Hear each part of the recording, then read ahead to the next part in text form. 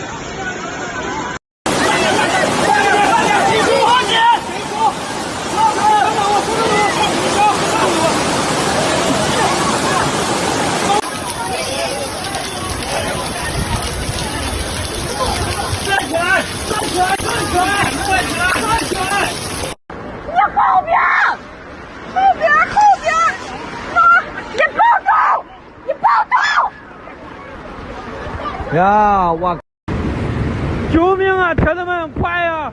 有人没有啊？救命啊！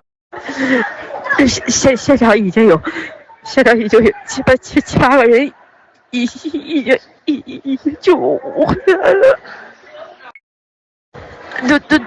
都在抢救，但是已经没有心跳了，都已经抢救不回来了。大家一定要注意安全，不要外出。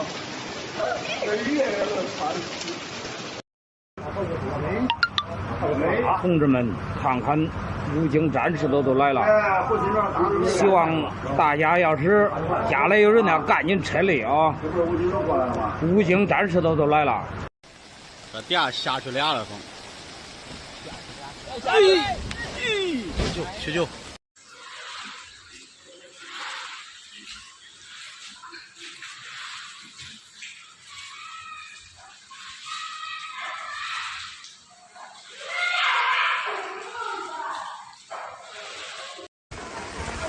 我感觉这不会游泳，热，我现在走的有点困难。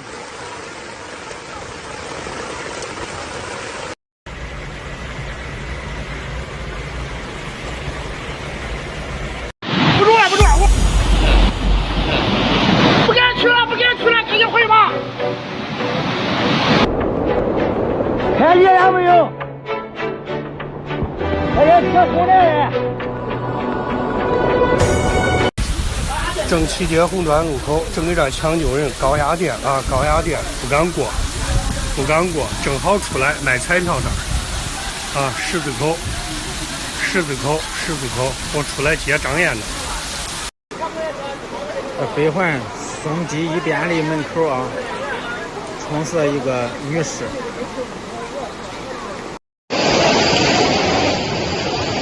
现在车厢内好几百人等待紧急救援。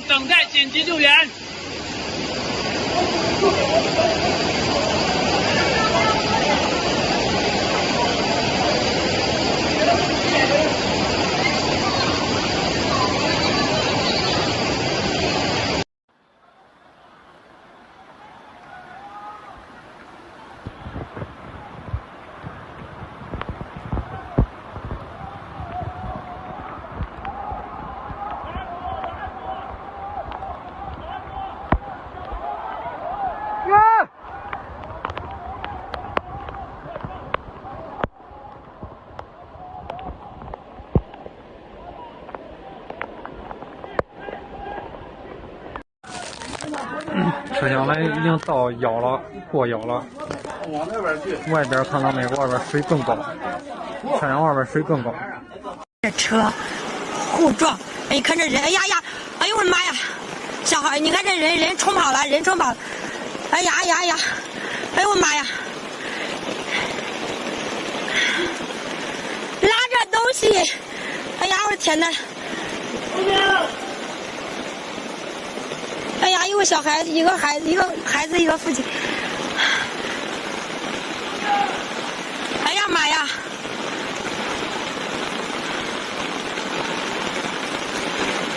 哎呀，小孩冲跑了，人冲跑了。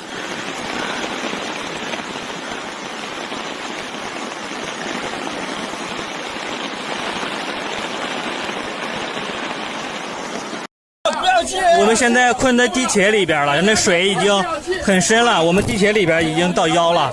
大家能看到朋友圈的话，帮我们报个顶。我们在沙口路，我们离沙口路很近，沙口路地铁口5号线，这样大家帮我看一下转。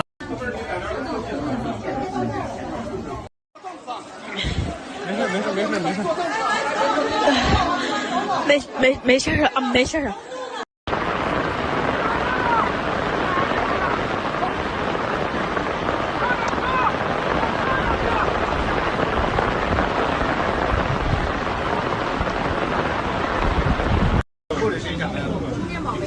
底部是这个关系，它底部满了吗？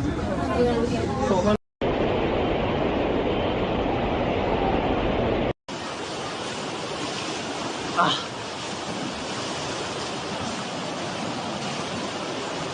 还有一波。